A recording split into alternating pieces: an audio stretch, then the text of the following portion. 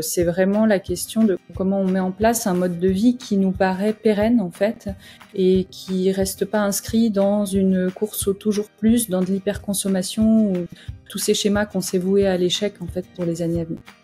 Avec Marc, c'était important et essentiel depuis le début. Moi, je voulais pas qu'il fasse la maison. Je voulais qu'on fasse la maison ensemble. Mais on a cherché comment on allait le faire avec des matériaux naturels qui servaient notre projet et qui soutenaient les valeurs qu'on voulait mettre dedans en fait.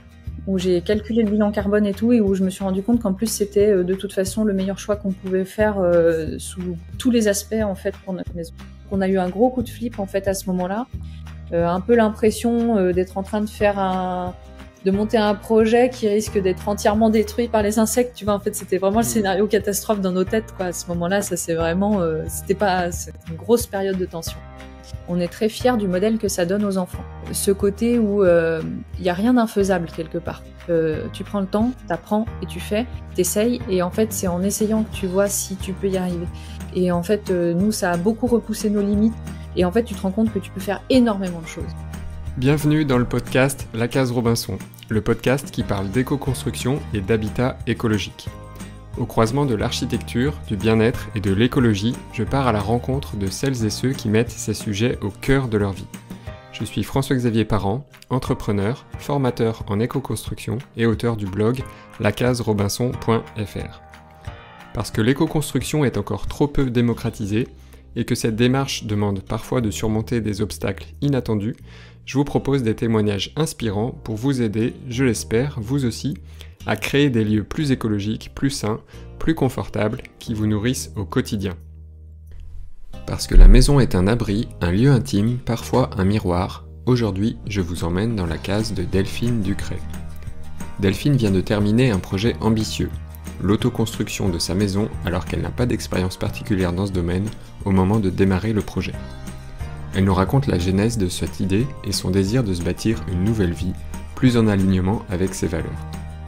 Elle partage les étapes de la conception et de la construction, les matériaux qu'elle a choisis pour réduire au maximum l'impact environnemental de la maison, ainsi que les systèmes permettant de tendre vers une autonomie en eau et en énergie.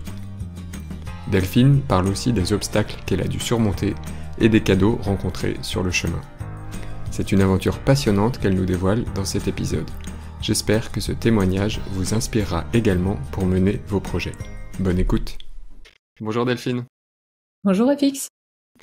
Merci d'être là, d'avoir accepté mon invitation. Je suis ravi de te recevoir sur La Case Robinson pour parler de construction et même d'autoconstruction aujourd'hui, puisque tu es en train de terminer la construction d'une magnifique maison que tu as réalisée en grande partie toi-même, avec Marc aussi, ton compagnon.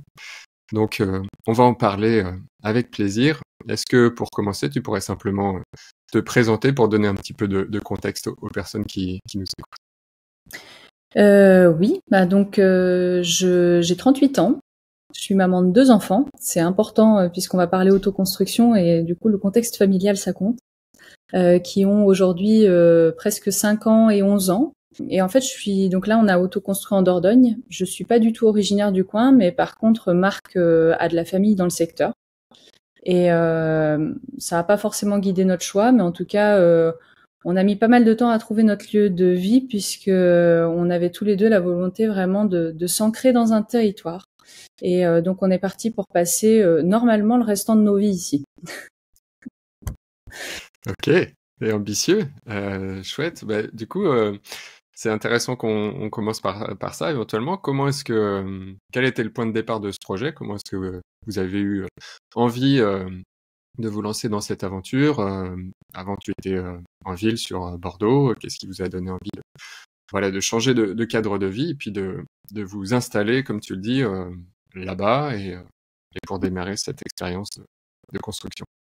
Le gros point de départ, c'est lié à je dirais pas une prise de conscience parce que ça donne l'impression que c'est soudain, mais en tout cas une conscience très accrue des problématiques du monde et notamment environnementales, des risques qu'on encourt en tant que civilisation, enfin un petit peu de tout ça. Il y a eu bien sûr beaucoup de lectures, beaucoup de conférences. Enfin moi, je me suis beaucoup documentée sur le sujet. Marc, il était aussi baigné professionnellement dedans. Et en fait, c'est vraiment la question de notre avenir en tant qu'individu, en tant que famille, en tant que société, vers quoi on va, qu'est-ce qui risque de se dessiner pour demain et comment nous on fait pour essayer déjà de s'adapter, mais avec un peu d'anticipation. Comment on met en place un mode de vie qui nous paraît pérenne en fait et qui reste pas inscrit dans une course au toujours plus, dans de l'hyperconsommation ou tous ces schémas qu'on s'est voués à l'échec en fait pour les années à venir. Du coup, l'envie de reconstruire ou de réinventer un peu votre propre réalité pas en partant de zéro, mais en essayant de maîtriser un certain nombre de paramètres qui vous entourent dans la façon d'habiter, dans la façon de vivre, etc. C'est ça, c'est vraiment très lié à la question de le besoin d'avoir au moins l'impression de reprendre le contrôle de nos vies. On sait qu'on maîtrisera jamais la totalité des paramètres, mais en tout cas, essayer de faire en sorte que sur les besoins primaires, on arrive à avoir un minimum de contrôle sur leur satisfaction. Ok, c'est intéressant. Et du coup, on va parler un petit peu de ce projet de construction de votre habitat, de votre lieu de vie. Est-ce que déjà vous aviez une expérience dans le domaine de la construction ou de l'habitat en général avant de vous lancer? Absolument aucune. On est parti vraiment de très très loin. Marc avait un peu plus bricolé que moi sur le bois. Moi, j'avais fait du bricolage, les trucs habituels de quand t'es locataire et que tu fixes des tringles ou des cadres ou des trucs comme ça. Mais concrètement, c'était le néant, clairement. Donc absolument aucune expérience de construction, ni même de travail. Un peu sans parler de construction, mais de menuiserie ou autre, en fait, absolument rien. D'accord. Ok, donc tout à faire, tout à apprendre, c'est d'autant plus courageux et ambitieux. Et du coup, j'ai envie de commencer par le début. Comment est-ce que vous avez abordé le projet sur le tout début, sur le démarrage? Comment est-ce qu'on aborde un projet d'autoconstruction comme ça? Parce que du coup, on part vraiment d'une feuille blanche. C'est différent dans un projet de rénovation où finalement on compose avec un existant et ça a ça offre d'autres perspectives. Mais pour un projet d'autoconstruction, quelque part, on peut être face à une feuille blanche et du coup être un peu perdu. Vous, comment est-ce que vous avez embrayé ou trouvé la dynamique pour démarrer? Est-ce que c'était par le choix du terrain, par une architecture que vous vouliez absolument faire pour différentes raisons? Est-ce que c'était par des choix de matériaux qui du coup guident la conception aussi de la maison, etc. Ça a été quoi le point d'entrée finalement qui vous a donné, qui vous a mis dans l'action? Effectivement, il y a le choix du terrain. Parce qu'en fait, concrètement, on a passé plus d'1 an à chercher notre lieu de vie. Et sur cette année-là, on a cherché des rénovations. Mais on avait un cahier des charges lié au terrain qui était très important. On voulait pas qu'il y ait de lignes à haute tension à proximité, pas de champs cultivés au bout du terrain, mais il fallait qu'il fasse au moins 5000 mètres carrés. Avec un petit peu de pente, on voulait pas quelque chose de tout plat. Enfin, on avait beaucoup de paramètres en fait, et on trouvait jamais. Notamment parce que, en fait, il y a les questions de PLU. Et c'est vrai que quand tu cherches un terrain assez grand, en fait, tu te trouves toujours en limite de zone agricole. Quand il y a déjà du bâti. Et donc, si tu es en limite de zone agricole, il y a fort à parier que la zone agricole qui est juste à côté de chez toi, ce soit un champ cultivé et éventuellement arrosé de produits phytosanitaires dans l'année. Donc ça, c'était hors de question. On en a visité beaucoup d'ailleurs, des bâtis comme ça. Et le jour où on s'est ouvert à la possibilité de construire, on a visité 2 terrains ce même jour-là. Et le deuxième, c'était le bon. C'était celui sur lequel aujourd'hui on a construit notre projet. Parce qu'il cochait toutes les cases, à l'exception d'une, il n'a pas l'eau. Il n'y a pas d'accès à l'eau parce qu'on est en ligne de crête. Donc en fait, on n'a pas de source, pas de ruisseau, voilà. Mais on s'est dit que ce paramètre-là, on pouvait en corriger une partie en faisant du stockage. Ça nous paraissait pas être le paramètre le plus embêtant. Après, sur le projet en tant que tel, une fois qu'on a eu trouvé le terrain, il y avait vraiment cette volonté d'être en contrôle le plus possible. Donc faire nous-mêmes, Ça veut dire qu'il fallait qu'on trouve des techniques qui sont qu'on peut s'approprier en tant qu'autoconstructeur et autoconstructrice, parce qu'en fait, on n'a pas d'engin de levage, nous on n'est pas équipé avec des Manitou, on n'a pas de pelleteuse, on n'a pas tous ces gros engins-là qui permettent d'aller vite sur des gros chantiers. Donc il fallait vraiment on trouve des techniques qui sont abordables. On voulait qu'on puisse réparer nous-mêmes et tout ça, même dans le temps, même sans produits manufacturés. Donc, par exemple, les murs en terre, ça vient beaucoup de là. C'est se dire, et si demain, il y a une crise qui fait que les produits sont hors de prix. Donc ça, on était déjà en avance sur cette réflexion-là, à ce moment-là. Si les produits sont hors de prix, s'ils sont plus disponibles, s'il y a des grosses ruptures, on fait comment? Donc en fait, la terre, ça nous paraissait juste être logique, par exemple. On savait qu'on était sur un sol argileux ici, très argileux. On a un aléa de gonflement-retrait fort, donc on est vraiment sur une belle zone d'argile. Donc en fait, tout ça, c'était assez logique et naturel pour nous. Ça fait partie des points qui ont vraiment guidé la conception du projet. Et après, en fait, il y a aussi des contraintes techniques. Ici, l'orientation, par exemple, du bâtiment, elle a été très facile à déterminer parce que on veut jouer sur les apports solaires, mais en même temps se protéger des grosses chaleurs. On a fait une maison compacte, à la fois parce que c'est ce qui nous paraissait être le plus efficace en termes de rentabilité énergétique, mais c'était aussi une esthétique qui nous plaisait. On est beaucoup inspiré par les esthétiques des pays du Nord, mais aussi du Japon. En fait, on aimait bien ce mix un petit peu des deux. Donc, on a essayé de toujours garder en tête ce qu'on nous on trouvait beau et de trouver, mais on a cherché comment on allait le faire avec des matériaux naturels qui servaient notre projet et qui soutenaient les valeurs qu'on voulait mettre dedans en fait. D'accord, super. Du coup, pour illustrer, avant qu'on rentre un petit peu dans le détail des matériaux, des systèmes, de la conception, est-ce que tu peux essayer de décrire un peu cette maison, à quoi elle ressemble en termes d'architecture, et pour qu'on puisse s'imaginer un petit peu et accompagner du coup la discussion avec ces images? Alors c'est une maison qui ressemble un petit peu à un séchoir à tabac, donc toute bardée de bois, qui est assez haute puisqu'on a un rez-de-chaussée plus un vrai étage. Elle a une forme rectangulaire très simple, avec une coursive au sud. Donc sur la partie sud, on a vraiment 1,50 m d'une sorte de terrasse qui longe toute la façade sud et qui nous permet vraiment de circuler autour de la maison. Elle a la spécificité d'être, on va dire, sur pilotis, parce qu'en fait, elle est sur technopieux, donc ça nous met à peu près 30 cm au-dessus du sol. Alors ça donne pas l'impression d'une maison qui flotte pour autant, hein, mais ça se sent quand on est à l'intérieur puisqu'on est au-dessus de la végétation un petit peu quand même. Et on profite vraiment de la vue, on se sent pas enfoncé dans le terrain en fait. Et sur tout le côté sud, il y a toute une rangée d'arbres, des grands chênes qui ont une 50aine d'années et qui nous font un ombrage qui est très appréciable l'été.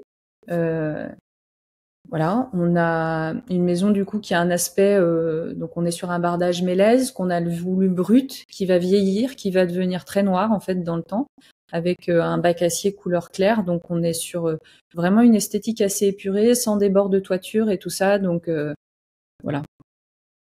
Ok, chouette. Je mettrai quelques photos aussi, illustrations dans l'article qui va accompagner l'épisode et puis sur les réseaux sociaux. Est-ce que par rapport à ce projet, enfin comment vous êtes formé aussi, parce que du coup tu le disais tout à l'heure, il y a tout à apprendre. Enfin, il y a énormément de choses à apprendre parce qu'il y a des choses à apprendre dans le choix du terrain, parce que le choix du terrain a des conséquences sur la suite. Il y a des choses à apprendre techniques évidemment pour pouvoir concevoir puis mettre en œuvre, réaliser spécifiquement les ouvrages. Comment est-ce que ça s'est fait, ce processus d'apprentissage, d'information continue? Alors déjà, ça a pris plus de temps que prévu. Ça, c'est une phrase que tu dois entendre souvent. En fait, c'est l'aboutissement, le démarrage de la construction, c'est l'aboutissement de 3 années de réflexion.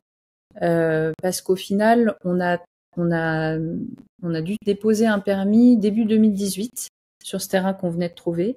Il fallait qu'on se dépêche de poser un premier permis parce qu'on voulait être sûr qu'il passerait, puisque le terrain, on savait qu'il devenait non constructible l'année suivante. Il y avait un changement de PLU qui allait le passer en zone naturelle. Donc c'était vraiment essentiel qu'on signe pas l'achat du terrain tant qu'on n'avait pas au moins un permis de valider dessus. Et là, ça a été la course totale. Parce qu'en fait, on partait de zéro. Je venais de rentrer au moment où on avait trouvé ce terrain, je venais de rentrer en disant à Marc, tu sais quoi, en fait, on va faire une maison en paille. Il m'a regardé avec des yeux ronds en mode mais d'où elle sort ça? C'est quoi cette idée? Comment on fait ça en fait? Enfin, ça sortait tellement de l'image qu'on peut avoir et du conventionnel que voilà, on partait vraiment d'une feuille blanche, mais avec cette idée tout à coup que la paille c'était une évidence parce que c'était quelque chose qui allait répondre à nos envies en fait en termes de valeur et tout ça. Et donc là on se retrouve un peu coincé à devoir sortir un permis en 4 mois alors qu'on n'a jamais fait ça de nos vies. Et ça a été des heures et des heures et des heures et des heures de travail, de recherche, de documentation sur Internet. On a eu heureusement quelques coups de main qui nous ont beaucoup aidés pour arriver à prendre les choses sous le bon angle en fait. Notamment, on remerciera jamais assez Jean-Louis, qui était constructeur bois constructeur de maisons en bois dans la région bordelaise et qui est un sociétaire Enercop où Marc travaillait et qui nous avait dit venez me voir, on prend quelques heures, on discute, je vous montre les bases. Et lui, en fait, il nous a levé ce frein qu'on avait eu à travers différentes rencontres avec des archis, notamment, qui nous disaient « Oh là là, mais avec le budget que vous avez, vous construirez une cabane de 50 mètres carrés, c'est tout, c'est pas possible, vous y arriverez pas. » Lui, il nous a balayé tout ça. Il nous a dit « C'est bon, vous allez le faire, vous allez y arriver, on va prendre les trucs dans le bon sens. » Donc Jean-Louis, ça a été un très très grand facilitateur de ce démarrage. On a eu de l'aide du côté du CAUE aussi de la Dordogne, qui juste nous a aidé à mettre en place, à présenter le permis correctement, en fait, à faire en sorte qu'il ait une présentation normée et que on n'ait pas à y revenir 50 fois. Et on a fait la formation ProPaille tous les deux. Qui nous a permis aussi de poser plein de questions, de découvrir comment se construisait une maison en paille à ce moment-là. Et c'est grâce à tout ça que j'ai pu dessiner l'ensemble des plans de la maison. Donc j'ai tout fait, y compris les plans, le plan d'exécution et tout ça. Et en fait, ça c'est vraiment un truc que je trouve super important et que je ne peux que recommander aux autoconstructeurs et autoconstructrices, c'est que il faut impérativement s'approprier ces plans. Parce que quand tu les dessines, tu es obligé de visualiser les jonctions, en fait. Donc, ton bas de mur, comment il va se lier à ta dalle, comment tu fais ton étanchéité à cet endroit-là, comment tu passes d'un matériau à l'autre, en fait, comment tu les imbriques l'un l'autre.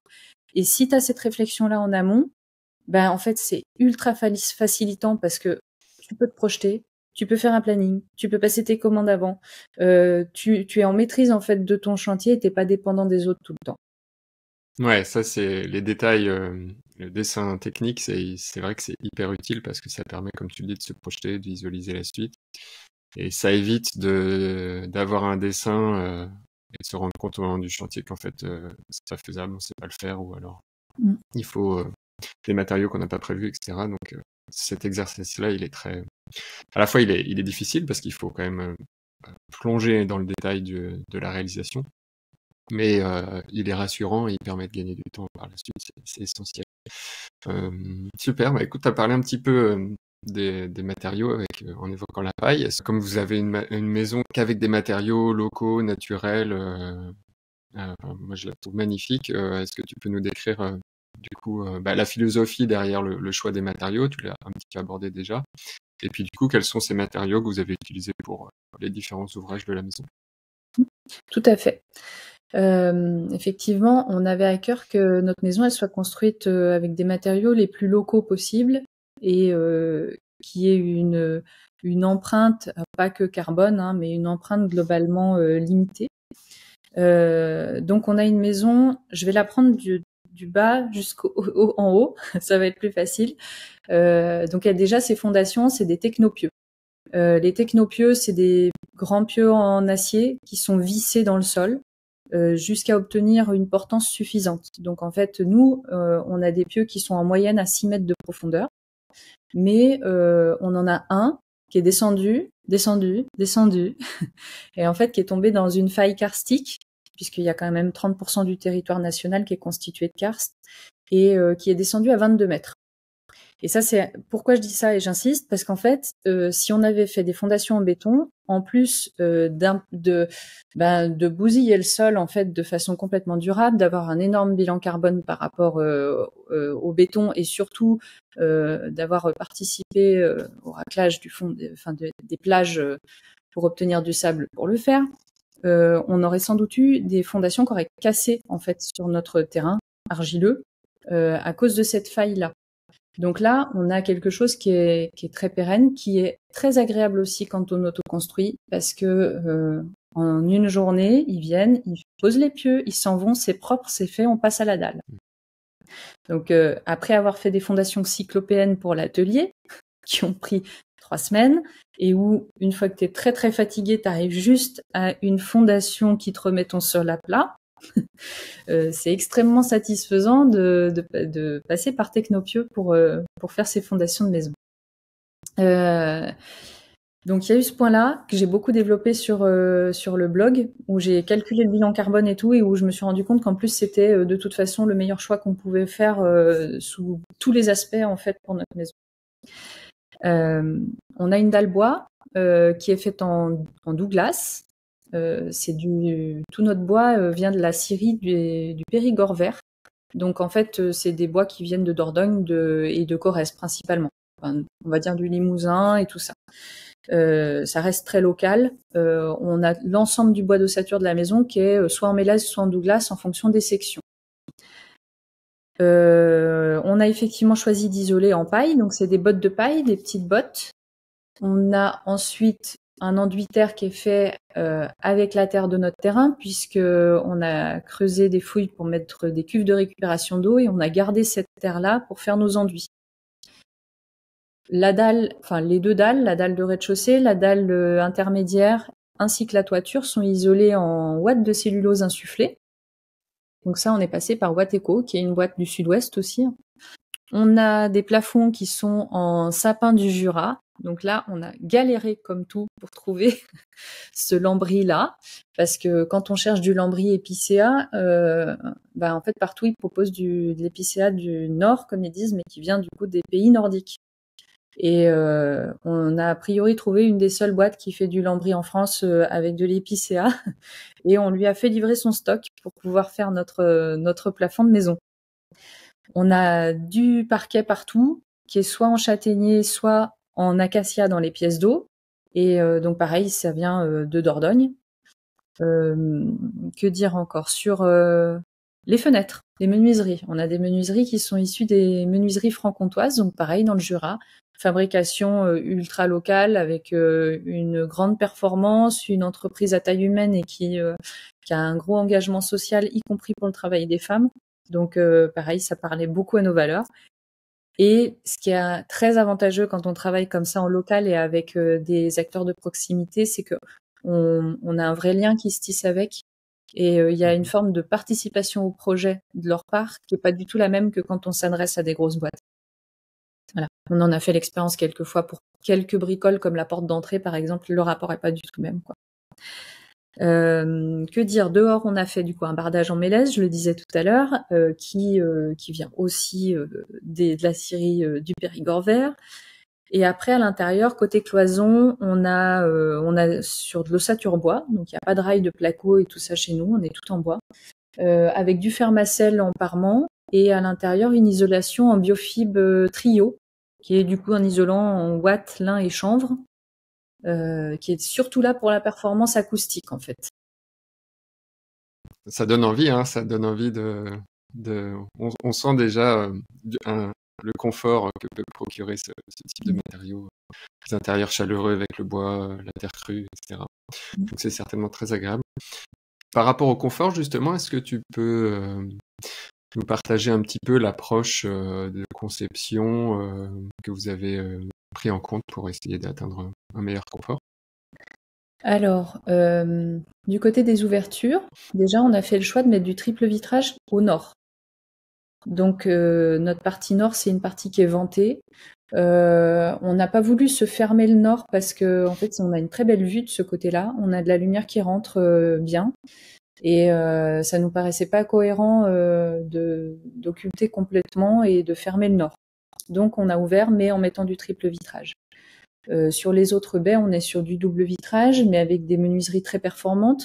L'idée, c'est qu'on puisse effectivement faire rentrer de la chaleur à la mi-saison, l'hiver un petit peu, et puis que par contre, l'été, ça va nécessiter qu'on finisse les aménagements pour protéger nos vitrages des apports lumineux en été. Donc côté terrasse, on a prévu de faire une pergola qui va nous empêcher le soleil de rentrer. Côté sud, on a prévu de faire des sortes de panneaux coulissants en fait qui vont se fermer un peu comme des claustras au final devant les fenêtres pour empêcher le soleil de rentrer. Alors temporairement l'été dernier, on a mis des rideaux extérieurs. Ça fait le job pour protéger le vitrage du soleil. C'est moins joli, moins agréable, mais c'est pas grave, ça fait le boulot. On a fait effectivement beaucoup d'ouvertures côté sud.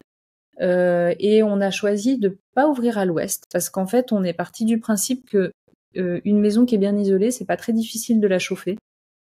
Par contre, c'est très difficile de protéger une maison des apports solaires l'été. On avait peur de la surchauffe, nous, parce que aussi une maison très bien isolée, ça veut dire qu'une fois que la chaleur est rentrée, elle ressort pas comme ça. Donc on a pris le parti de faire aucune ouverture à l'ouest en dehors de la porte d'entrée, qui elle-même est protégée par le garage et sera protégée demain en plus par une verrière ou quelque chose comme ça. Donc on a une façade aveugle côté ouest et on n'a strictement aucune ouverture de toiture. Et ça c'est pareil, ça aurait été ultra intéressant pour la lumière d'avoir un Velux par exemple à l'étage, dans les chambres des enfants ou dans la partie bureau. Mais c'était hors de question, à la fois à cause des risques de surchauffe, à cause des risques climatiques comme la grêle par exemple, et aussi parce que en fait on a voulu limiter sur chacune des phases les risques d'infiltration ou ce genre de trucs-là. Donc on sait qu'un Velux, c'est une ouverture dans le toit. Ça veut dire que s'il y a un moment donné, il y a un espace qui est mal jointif ou autre, en fait on risque d'avoir une infiltration d'eau et qui dégrade beaucoup la toiture. Donc on a mis tout ça de côté et on a privilégié la performance sur ces choses-là plutôt que certains besoins ou esthétiques qu'on aurait aimé, mais voilà. Ok, donc on voit encore là la philosophie aussi de se projeter dans la durée sur la conception et la réalisation de cette maison en se disant un Velux c'est intéressant, mais potentiellement dans 10, 15, 20 ans, ça peut fuir ou il peut y avoir un problème. D'autant plus quand on fait une autoconstruction et que forcément on n'a pas 20 ans d'expérience de mise en œuvre derrière nous. Donc, ok, c'est intéressant. Est-ce qu'on peut parler aussi un petit peu des systèmes énergétiques que vous avez mis en place? Est-ce que déjà vous aviez une envie d'autonomie énergétique sur le site? Est-ce que vous êtes raccordé aux différents réseaux collectifs publics? Comment ça se passe dans la maison? Alors le seul réseau collectif auquel on est raccordé, c'est l'électricité. On s'est longtemps posé la question de qu'est-ce qu'on fait sur ce plan-là. Au départ, on était parti dans l'optique d'avoir de l'autonomie aussi en électricité, mais on n'était pas archi convaincu non plus par ça parce que on est conscient qu'en fait, ça demande beaucoup d'énergie de produire des systèmes qui sont autonomes et que la façon la plus efficace de gérer l'électricité, c'est de faire du commun. Pour autant, on est aujourd'hui face à une autre problématique, c'est que on est autonome en eau, ce qui veut dire qu'on dépend de l'électricité pour activer la pompe, pour avoir l'eau du robinet. Pareil, en cas de tempête, si on a plusieurs jours où on est coupé, alors quand ça dure une journée ou deux, on peut s'arranger, on trouvera des solutions. Mais si c'était coupé sur une plus longue durée, on serait bien embêté. Donc, on a récemment décidé de plutôt se trouver, alors un générateur, on verra sur quelle source d'énergie, mais un générateur pour avoir un dépannage en cas de besoin. Mais on va rester connecté au réseau parce qu'en plus on a une maison qui est quand même très économe en énergie. Il y a vraiment pas beaucoup de choses qui fonctionnent sur l'électricité chez nous. C'est aussi volontaire parce qu'on veut pas dépendre d'une source par exemple, pour fermer nos volets. On n'avait pas du tout envie d'avoir des systèmes électriques sur tout ça parce que On n'a pas envie de se retrouver enfermé dedans en fait quand il y a plus d'électricité ou enfin bref, il y a des systèmes de débrayage manuel parfois, mais pas tout le temps. Ça m'est arrivé personnellement de rester coincé à l'intérieur de chez moi comme ça en cas de coupure d'élec. Donc effectivement, on a pensé ça de cette façon-là pour l'électricité. Pour l'eau, on est autonome, donc on est complètement débranché du réseau. On a enterré 21 mètres cubes de réserve, donc on est connecté à la toiture de la maison. On a un système de filtration forcément à l'intérieur qui nous permet de faire un premier niveau de filtration pour le général. Et ensuite, quand on arrive à l'eau de consommation, on a un berquet, donc qui est juste une colonne filtrante par gravité. Donc ça, c'est pour l'approvisionnement en eau. On a un système d'eau chaude solaire, donc avec un ballon 300 litres, avec 2 capteurs en façade. Pareil, on n'a pas mis en toiture. Encore une fois, dans l'idée de pas percer le toit, de pas être sujet au vent qui viennent du nord, etc. Donc on a nos capteurs solaires en façade sud sur la coursive. Même l'hiver, on voit que ça chauffe super bien, donc c'est très efficace. Dès qu'il commence à y avoir assez de lumière, il n'y a même pas besoin que ce soit grand soleil pour commencer à chauffer, quoi. Pour la fin du cycle de l'eau, on a des toilettes sèches, donc toilettes sèches à litière au rez-de-chaussée, et on a installé des toilettes sèches à séparateurs à l'étage, puisque c'est plutôt des toilettes pour la nuit. Donc on s'est dit que c'était plus efficace de faire comme ça là-haut. Et enfin, sur la filtration, on est en pédoépuration. Donc là, c'est une simple tranchée filtrante, c'est pas du tout conforme, enfin il n'y a pas de certificat de conformité possible du côté du SPANC. Ceci dit, ça veut pas dire que c'est interdit de le faire. On n'a pas de rejet toxique dedans. On est bien évidemment extrêmement vigilant à ce qu'on met dans l'eau qui sort de la maison. On n'utilise pas de produits chimiques ou autres. Donc en fait, c'est des savons qui partent et ça c'est pas bien grave. C'est filtré, il n'y a pas de souci. Voilà. Ça nous paraissait plus facile de faire ça plutôt qu'une phytoépuration. Et de toute façon, on n'a pas tout à l'égout ici, on est vraiment en zone rurale, dans un hameau reculé, donc il n'y avait pas de solution collective sur ce genre de choses-là. Ok, donc sur l'eau, pour préciser, comme vous êtes évidemment en toilette sèche, c'est uniquement l'eau de la cuisine et de l'hygiène corporelle qui est évacuée et filtrée. Donc pédoépuration, c'est la filtration par le terrain naturel finalement, par les différentes couches du sol et puis les systèmes éventuellement racinaires de la végétation qui est à proximité, c'est ça. Ouais, c'est ça. Et ça, l'avantage de permettre un retour de l'eau beaucoup plus rapide en fait au sol, parce que dans son cycle, on l'interrompt un petit temps, le temps de l'utiliser, et elle retourne à son élément naturel. Donc c'est aussi une démarche qui nous plaît dans un monde dans lequel l'eau devient un sujet de tension de plus en plus fort. Donc se dire qu'on n'interrompt pas trop le cycle de l'eau, ça nous va bien aussi. Et pour le stockage, donc c'est des cuves en béton pour le coup, pour le stockage de l'eau, ça c'est quand même recommandé généralement pour différentes réactions chimiques intéressantes. C'est ça, c'est le seul usage du béton qu'on a eu pour la maison. Et effectivement, c'est le plus performant, le plus durable, surtout qu'on a choisi des cuves qui sont en forme de bulle, donc c'est vraiment des cuves sphériques qui ont donc une meilleure résistance aussi aux appuis. On sait que ces formes-là, elles ont une meilleure résistance. Donc dans un sol très argileux et qui peut bouger comme le nôtre, c'était intéressant aussi.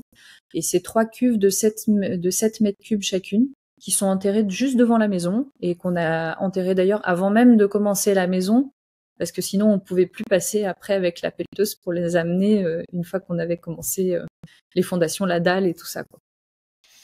Ok, super. Et pour le chauffage? Uniquement un petit poêle, tout petit poêle. Un poêle à bûche? Un poêle à bûche, ouais. Encore une fois, dans l'idée d'être autonome là-dessus, et on a largement assez de bois, même juste avec l'entretien pour l'alimenter. Là, on est encore sur des chutes de construction aussi, parce que clairement, on en a pas mal. Des chutes de coupe. Et un petit poêle à bûche, et on n'a aucun radiateur, on n'a rien du tout en plus, en fait. On a passé l'hiver comme ça, sans problème. En fait, le seul moment où on a eu un petit souci, où on trouvait que c'était pas terrible, c'est pas lié au poêle, c'était juste lié à la porte d'entrée sur laquelle on a un problème et qui a une entrée d'air. Donc on attend les beaux jours pour la déposer et la reposer pour voir si on règle le problème. Mais effectivement, le tout petit poêle, là, je crois que c'est un 4 kilos, donc c'est vraiment pas grand-chose. C'est le plus petit qu'on ait trouvé dans les modèles qui ont un appel d'air extérieur. Et en fait, effectivement, il suffit à chauffer toute cette maison qui fait quand même, je l'ai pas dit, mais 133 mètres carrés habitables. Ok, donc quand même une belle surface, un beau volume. Et donc c'est pas un poêle de masse, c'est juste un poêle à bûche classique. Et où est-ce que vous l'avez disposé justement pour avoir une homogénéisation, une répartition de la chaleur optimale par rapport à vos différentes pièces? Il est dans la pièce de vie, côté nord. Il est entre la cuisine et la salle à manger en fait. De toute façon, alors on aurait bien aimé l'avoir dans la partie salon plutôt. Parce que c'est toujours agréable d'aller se poser dans le canapé, d'avoir le poêle à côté, plus que quand on est en train de manger, par exemple. Mais là aussi, il y a des paramètres techniques importants à prendre en compte, et notamment l'orientation de la sortie pas des fumées parce qu'il y en a pas normalement, mais bon, du conduit, et surtout on a le solivage dans un sens au niveau de la dalle intermédiaire, puis on a le chevronnage dans l'autre sens. Donc en fait, il fallait tomber dans cet interstice-là si on voulait avoir une sortie directe droite, sans coude. Et en fait, on avait un emplacement privilégié pour ça. Et voilà. Après, on s'est dit il y a pas longtemps qu'on aurait pu le placer côté sud, à l'opposé de là où il est aujourd'hui, en bas de la cage d'escalier, parce que aujourd'hui, on voit que l'air chaud monte pas tant que ça. En fait, on a eu l'habitude dans notre maison pas isolée de Bordeaux que l'air monte complètement aspiré par l'étage et on était obligé de mettre un rideau en bas de l'escalier pour arriver à conserver de la chaleur au rez-de-chaussée. Alors là, c'est pas du tout le cas. On s'est même dit que comme on n'a pas terminé l'enduit côté sud, on allait peut-être refaire une saignée pour monter une prise au-dessus de la cage d'escalier. Et si un jour on veut mettre un ventilateur, enfin un brasseur qui fasse monter l'air, on pourra. Après, on n'a pas eu froid cet hiver dans nos chambres, donc c'est pas indispensable, mais on s'est dit qu'on allait le prévoir au cas où, quoi. Ok, merci. Et pour la ventilation, est-ce que vous avez un système mécanique pour le renouvellement d'air? Ouais, tout à fait. On voulait pas en mettre au début, et puis on a pris conscience quand on posait nos fenêtres qu'on était en train de poser des menuiseries de grande qualité et très performantes, et que du coup on allait faire une bonne étanchéité, et que quand on fait une bonne étanchéité, c'est peut-être un peu dommage de pas ventiler comme il faut. On a eu des retours de gens qui avaient des enduits partout et qui malgré tout, parce qu'on parle beaucoup du pouvoir d'hygrorégulation des enduits terre, on a quand même eu des retours de gens qui avaient des soucis de moisissure sur leurs fenêtres malgré les enduits, parce que on produit quand même beaucoup de vapeur dans une maison, et que quand on fait des maisons très étanches, ça a des avantages et des inconvénients. Donc on a effectivement opté pour une solution mécanisée. Par contre, on voulait pas de ventilation centralisée. Donc la fameuse VMC qui est installée partout. On n'aimait pas parce que il y a de l'entretien, il y a du consommable, et il y a des gaines surtout à faire passer partout. Donc faux plafond, ou en tout cas des solutions pour les faire passer. On a expérimenté plusieurs fois dans d'autres logements des ventilations bruyantes, parce que c'est difficile de poser comme il faut une double flux centralisée. Et un ami qui a un bureau d'études sur tout ce qui est thermique et tout ça, nous parle d'un système qui existe en Allemagne, qui est une ventilation double flux décentralisée. Donc on a opté pour ça, c'est chez Inventor, ça s'appelle. C'est le nom de la marque. En fait, c'est des bouches qui ont un diamètre d'à peu près 20 cm, donc qui sont traversantes dans les murs. On en a une dans la pièce de vie, une dans chaque chambre et une dans la salle de bain. Et à l'intérieur de ce conduit, on place un système dans lequel il y a un ventilateur, comme un ventilateur d'ordinateur en fait, un petit truc à 3 watts, et on place un accumulateur en céramique, qui est en fait, c'est comme un nid d'abeilles en céramique, et qui permet de capter la chaleur en sortie pour la restituer à l'air froid quand il rentre. Donc on n'a pas une déperdition thermique importante grâce à ce système. C'est très adapté aux murs épais, parce que je crois qu'il faut avoir au moins 30 cm d'épaisseur de mur de toute façon, mais nous là on est à 50 ou 55, donc voilà. Ça nous permettait encore une fois de pas percer le toit, puisque toutes nos bouches de ventilation sont en murale. Et donc ces bouches, elles fonctionnent en duo. Il y en a une qui est en entrée d'air pendant que l'autre est en sortie. Il y a que celle de la salle de bain qui fonctionne de façon indépendante sur un hygrostat. Voilà. Ça veut dire qu'en termes d'installation, en fait, on fait le trou dans le mur, on positionne les bouches, et ensuite on a juste un petit fil électrique à amener jusqu'à un point central où on a notre commande. Donc nous, c'est dans le cellier, on a le boîtier de commande à cet endroit-là. Ouais, c'est un système intéressant effectivement pour s'affranchir des réseaux de gaines qui peuvent être assez contraignants dans la conception et la mise en œuvre de ce type d'installation. Ouais. Ok, super, merci. On a fait un bon tour de la conception de la maison. Est-ce que tu peux partager aussi des éléments de coût éventuellement par rapport à ce projet peut-être un budget initial que vous aviez estimé, puis finalement le budget final maintenant que vous arrivez à la fin. Peut-être aussi des coûts, voilà, tous les imprévus, tous les aléas que vous n'aviez pas imaginés, voilà, qui sont venus s'ajouter à ce projet. Ouais, tout à fait. C'est important de parler d'argent parce que c'est dur quand on commence à se lancer dans un projet, notamment d'autoconstruction et qu'on n'y connaît rien, d'estimer un peu les postes. Nous là, on est hors autonomie en eau. En fait, j'avais fait exprès de sortir ça du budget pour en parler, parce que tout le monde a pas cette volonté. Donc j'étais restée vraiment sur la partie constructive. On avait calculé, on était à 118 000 euros pour la maison. Ce qui représente, j'avais noté 887 euros par mètre carré. On est au-dessus du budget qu'on s'était donné au départ parce qu'on était plutôt aux alentours de 90 000 euros dans notre idée. Et c'est comme d'hab, en fait, ça dépasse. Après, on s'est permis de dépasser. C'est-à-dire que je parlais des fenêtres juste avant. C'est vraiment le jour où on a reçu nos fenêtres et où on les a posées, on s'est dit qu'il fallait vraiment qu'on soit vigilant sur l'étanchéité. Et l'étanchéité, c'est un poste en fait qui, mine de rien, mis bout à bout entre les scotch de jonction, les différentes mastic-colles comme l'Orcon ou ces choses-là, en fait, ça représente vite du budget supplémentaire. Donc ça, c'était difficile d'anticiper sur le budget initial, le niveau de finition qu'on allait faire. Après, on n'est pas parti au départ dans l'idée de faire la maison la moins chère possible. On est parti dans l'idée de faire une maison qui nous ressemble, qui nous plaise, en restant dans un budget qui soit inférieur à du budget si on achetait une maison faite et tout ça, quoi. On voulait vraiment qu'il y ait quand même qu'il y ait un équilibre entre les deux, quoi. Et sur le budget de la maison, c'est de 33% de bois. Donc tout poste confondu, ossature, charpente, parquet, terrasse, bref tout ça. 33% c'est le bois, c'est-à-dire à presque 40 000 euros en fait de bois, en sachant qu'on a passé toutes nos commandes avant les augmentations de prix, on les a passées dans l'hiver 2020-2021. Aujourd'hui, il y aurait un billet en plus sur un poste comme celui-ci. On a ensuite les menuiseries qui sont le deuxième poste, c'est 20% du budget, c'est 23 000 euros à peu près.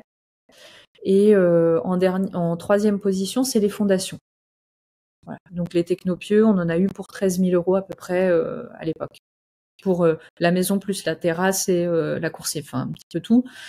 Voilà, donc ça c'est vraiment les trois gros postes. Après, il y a l'accompagnement qui est pas compté là-dedans.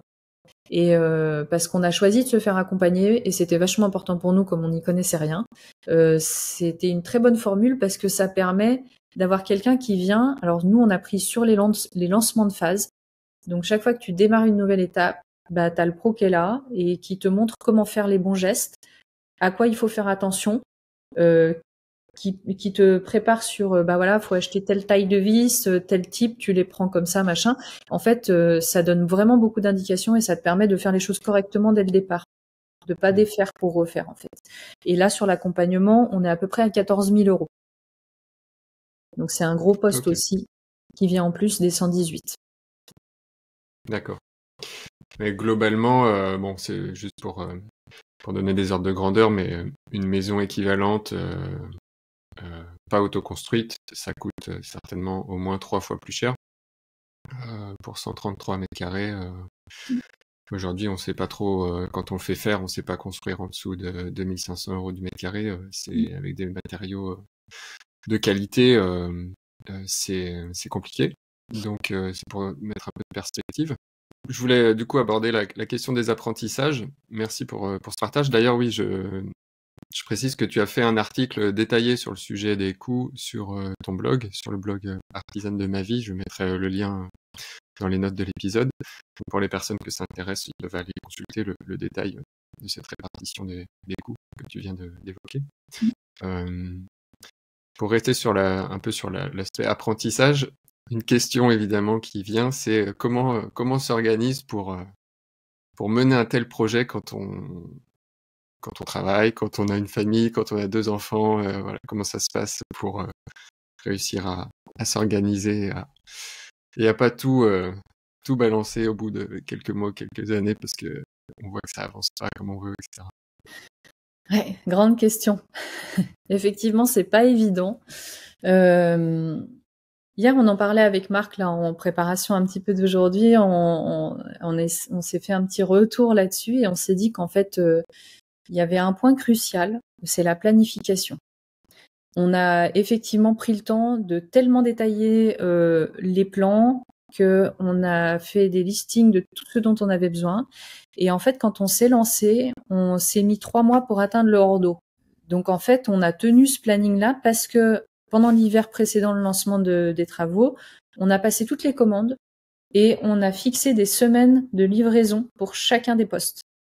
Et en fait, on n'a pas eu à se soucier de ça quand on a démarré le chantier.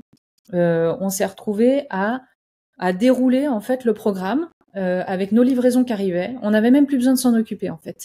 Et ça, c'était d'un grand confort parce qu'on avait fait la boulette sur l'atelier avant de devoir tout gérer à la fois. Les commandes, les ruptures de stock éventuelles, tout ça. Donc comment on modifie derrière tout ça en même temps que il y a la journée de travaux. Et ça c'est un truc qui est ingérable. Donc là, effectivement, on avait dit 3 mois hors d'eau. Et on a eu l'aide de mes parents qui sont venus pendant 5 semaines chez nous, qui sont venus s'occuper des enfants pour qu'on puisse vraiment démarrer ces travaux à fond. Et on s'est relayé. Alors, avec Marc, c'était important et essentiel depuis le début. Moi, je voulais pas qu'il fasse la maison. Je voulais qu'on fasse la maison ensemble. Et en fait, c'est super important. Et sur le démarrage, ça a permis de faire, je crois qu'on a fait 1 semaine ou 10 jours à fond tous les deux sur la dalle et tout. Et dès qu'on est passé en fait à l'ossature des murs, l'ossature, c'est moi qui l'ai faite par exemple en très grande majorité. Parce que c'était abordable pour moi en termes de force physique.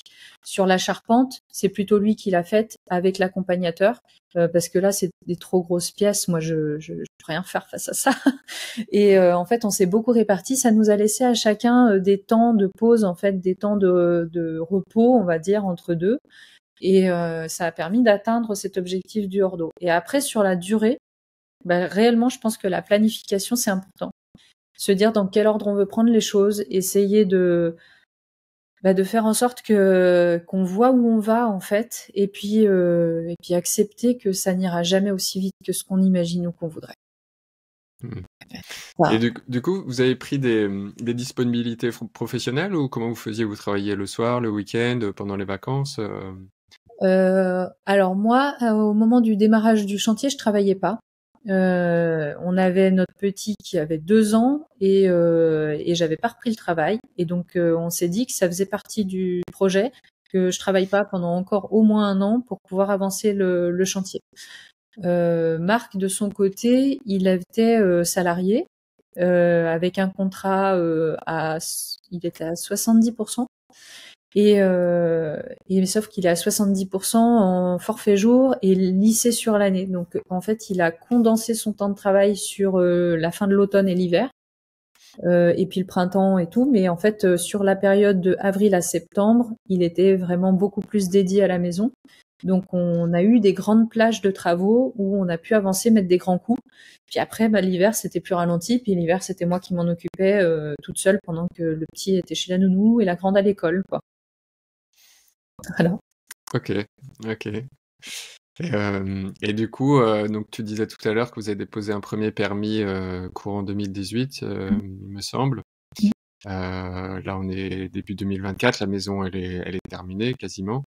Donc c'est quelques finitions sans doute, et puis des projets annexes, mais globalement, entre le début des Technopieux, on va dire, et puis vous y êtes installé d'ailleurs à quel moment, quand c'était à peu près terminé, où il y avait encore des pièces à faire? Comment vous avez organisé cette transition et l'aménagement? On a emménagé l'année dernière, ça va faire 1 an au mois d'avril, donc on a emménagé au bout de 2 ans de travaux, en fait. Et quand on a emménagé, on avait pas terminé du tout. On avait une chambre qui était pseudo-faite, c'est-à-dire avec, il y avait les plafonds partout, mais il y avait le parquet que dans cette chambre-là, dans la salle de bain, les toilettes et la cuisine cellier, en fait. Parce qu'on voulait pouvoir poser des meubles dans la cuisine, il allait falloir qu'on amène l'eau et qu'on ait un évier. On a emménagé sans évier, hein. On a emménagé avec un plan de travail en OSB posé sur des caissons comme ça, un peu à l'arrache, et avec une bassine pour aller faire la vaisselle dehors. Mais ça a pas trop duré, heureusement. On a fini la cuisine dans le mois qui a suivi. Enfin, fini. Elle n'est pas finie, mais en tout cas, on l'a rendue utilisable et avec un vrai plan de travail et un robinet dans le mois qui a suivi. On avait une salle de bain qui était terminée en emménageant. On avait des toilettes fonctionnelles et donc on avait une chambre propre. Et au début, pendant une semaine, je crois, on a dormi tous dans la même chambre. Après, on s'est fait notre chambre à nous pour pouvoir emménager dedans. Enfin, en fait, on a fait progressivement. On voulait rentrer dans la maison parce qu'on était en location à côté et qu'on avait anticipé dans notre budget d'avoir 2 ans de location. Mais là, on était déjà à 2 ans et demi et en fait, il fallait que ça s'arrête. Donc, c'était aussi une raison financière qui nous a poussé à rentrer dans la maison. Puis c'était aussi psychologique, c'est-à-dire que l'idée de encore faire traîner et puis après jusqu'à quel moment tu fais traîner. Bon voilà, après c'est sûr qu'il y a moins de confort aujourd'hui pour faire des travaux parce que bah tu fais plus attention à la poussière quand tu vis dedans, parce que c'est un jeu de chaise musicale où tu pousses ton matériel d'un endroit à l'autre en fonction de là où tu travailles et de la place que tu as besoin de libérer. Donc c'est moins confortable, mais au moins on est dans la maison. Ok. Bah, c'est pas si mal, hein, 2 ans de travaux en autoconstruction. Franchement, c'est hyper bien même. On va avancer un petit peu vers la dernière partie du podcast. Est-ce que tu aurais, par rapport à ce chantier, un meilleur souvenir et puis un souvenir un petit peu moins sympa de quelque chose qui s'est pas passé comme vous le souhaitez? Alors je commence par le moins sympa, ça me vient tout de suite. Les insectes. On a eu la mauvaise idée, clairement ça c'est un truc qu'on referait pas, de contreventer notre ossature avec un voligeage à 45 degrés. Et en fait, bah, c'était pas l'idée du siècle parce qu'on a eu des voliges qui avaient des vrillettes dedans. Qui nous ont bien fait flipper. Il y avait quelques trous de Capricorne aussi, on s'est rendu compte. Donc on a mis le chantier en pause pendant quelques jours, le temps d'aller s'approvisionner en Wood Bliss pour pouvoir traiter avec un produit qui est pas trop dégueu en fait, pour pouvoir traiter l'ensemble de l'ossature, des bois mis en œuvre et tout ça. Donc on a eu un gros coup de flip en fait à ce moment-là. Un peu l'impression d'être en train de monter un projet qui risque d'être entièrement détruit par les insectes. Tu vois, en fait, c'était vraiment le scénario catastrophe dans nos têtes, quoi. À ce moment-là, ça c'est vraiment, c'était une grosse période de tension. Et dans les souvenirs très positifs, il y en a plein. Et je dirais que dans les récents, en tout cas de l'année dernière, il y a la fierté d'avoir fait l'escalier nous-mêmes. C'est marrant, c'est un point de détail, hein, mais c'est un truc en fait où c'est difficile de se rendre compte de la difficulté du truc quand on n'a jamais fait. Parce qu'on parle pas d'un escalier avec juste 2 morceaux de bois et des marches posées comme ça. Enfin, c'est pas un escalier de chantier. On parle de quelque chose qui est vraiment puissant dur et qui a été assez galère à faire quand même. Mais on est ultra fiers et on a fait une belle économie en plus dessus, puisque au final, on a un escalier qui va nous revenir une fois qu'on aura fait les marches définitives à peu près à 500 €, alors qu'on avait des devis à 8 000 €. en fait, pour la même pièce. Mais ça, par contre, techniquement parlant, c'était très satisfaisant, donc c'est un super souvenir d'avoir fait ça l'hiver dernier. Ok, excellent. Et là, à chaud, sur les premiers mois d'habitation, c'est quoi le plus gros cadeau de ce projet? Est-ce que c'est, on pourrait penser, c'est peut-être juste, entre guillemets, la fierté d'avoir autoconstruit sa maison, ce qui est quelque chose d'énorme et d'important pour beaucoup de gens dans une expérience de vie.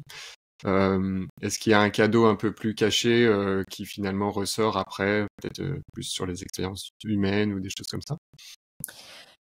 Oui. Alors, je vais t'en donner 2 des cadeaux parce que comme ça, j'ai demandé à Marc ce qu'il en pensait aussi. Il y a un point sur lequel on est tous les 2 d'accord, c'est que, en fait, on est très fiers du modèle que ça donne aux enfants.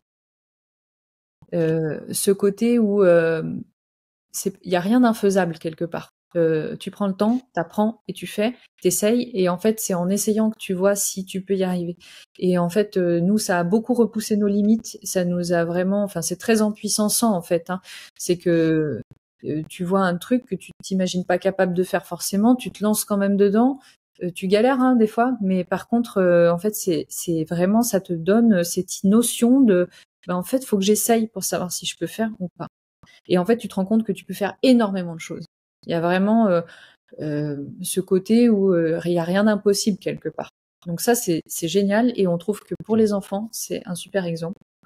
Voilà. Et moi, il y a un cadeau un petit peu plus personnel que ça m'a fait, c'est que je n'imaginais pas avoir la possibilité d'accéder à la propriété, en fait. Et aujourd'hui, non seulement j'accède à la propriété, mais en fait, c'est surtout pour une maison qui me plaît vachement. C'est une très belle maison à mon sens. Donc, je me retrouve pas propriétaire d'un truc où je me dis que oui, bon ben voilà, c'était dans mon budget, mais que en fait, ça me va pas trop, où je cherche sans cesse à faire des bricolages et des trucs pour cacher ce qui me plaît pas. Non, en fait, ça me ressemble, c'est chez moi, c'est moi qui l'ai dessiné, et en plus, voilà, c'est chez moi, quoi. Excellent, excellent. Ouais, j'aime beaucoup l'apprentissage aussi sur la transmission aux enfants et voilà, le message qu'on essaie de donner. C'est super intéressant, bravo. Bon, on arrive à la fin de l'interview. J'ai l'habitude de poser 2 petites dernières questions. Est-ce que tu aurais des ressources, un livre ou des livres que tu voudrais partager aux personnes qui nous écoutent sur peut-être des livres qui t'ont aidé dans ce processus ou qui t'ont inspiré de manière un petit peu plus large dans ce projet? Oui, alors je ferai pas le synopsis du livre, mais par contre, il y a un livre qui m'avait beaucoup marqué dans l'état d'esprit, c'est Soufi mon amour de Elif Shafak, et qui a beaucoup résonné chez moi dans ce côté être heureux dans sa vie, en fait, trouver ce qui te fait vibrer, ce qui te donne envie d'avancer, ce qui fait que humainement tu grandis, en fait. Donc voilà, c'est pas du tout en lien avec la construction, c'est plutôt en lien avec la construction de soi pour le coup. Ok, super. Bah, je mettrai la référence.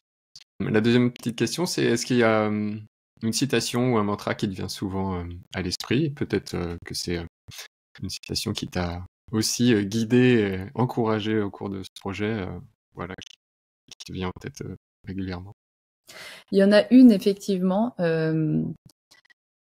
qui revient par rapport à cette notion de prise de contrôle sur nos vies, qui est en fait qui a un fondement très anticapitaliste hein, derrière. C'est une citation de Étienne de la Boétie qui dit soyez résolus de ne servir plus et vous serez libres. C'est un fil rouge important dans notre projet, que ce soit maison, jardin, vie professionnelle ou autre. Voilà. Excellent.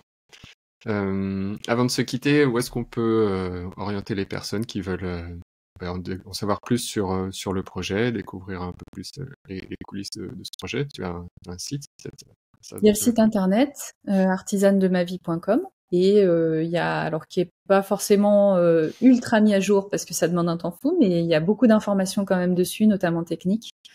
Et après, il y a le compte Instagram. C'est principalement sur le compte Instagram que je communique au quotidien et voilà, au fur et à mesure des avancées. Ok, parfait. Et là aussi, je mettrai les liens dans les notes. Et puis, il y a aussi de très belles photos, parce que tu prends des très belles photos du projet. Donc, j'encourage toutes les personnes à aller voir, parce que il y a de belles photos de la maison. Ça permet de mettre en image tout ce que tu viens de dire. Et c'est splendide.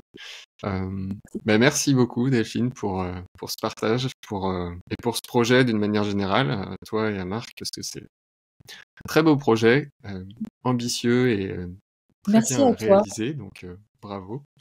Et puis je vous souhaite de bien en profiter pour les années qui viennent. Merci beaucoup. Merci pour tout cet échange. C'était très chouette. Merci beaucoup d'avoir écouté cet épisode. Vous pouvez retrouver toutes les références mentionnées par mon invité dans les notes de l'épisode, ainsi que des compléments pour approfondir ces sujets dans la rubrique podcast sur le blog lacaserobinson.fr. Si cet épisode vous a plu, vous pouvez le soutenir en le partageant autour de vous, en vous abonnant et en mettant un avis 5 étoiles sur votre plateforme d'écoute. Ça me fera très plaisir et ça permettra au podcast d'être plus visible pour m'aider à accueillir de nouveaux invités. Si vous voulez aller plus loin dans vos projets de création d'habitat plus écologiques, plus sains et qui vous inspirent, sachez que c'est mon métier de vous y aider. Je propose différentes formules d'accompagnement, du coaching à la formation en ligne, et je suis sûr qu'une d'entre elles est faite pour vous. Si malgré tout vous n'y trouvez pas la formule qui vous parle, contactez-moi pour que nous puissions créer ensemble l'accompagnement idéal qui vous aidera à concrétiser vos projets. Vous retrouverez toutes les informations sur le site de la Case Robinson dans la rubrique Accompagnement. lacaserobinson.fr/programme au pluriel-accompagnement. Sur ce, n'oubliez pas de vous abonner, de partager cet épisode autour de vous, et je vous dis à très vite pour une nouvelle conversation sur la Case Robinson.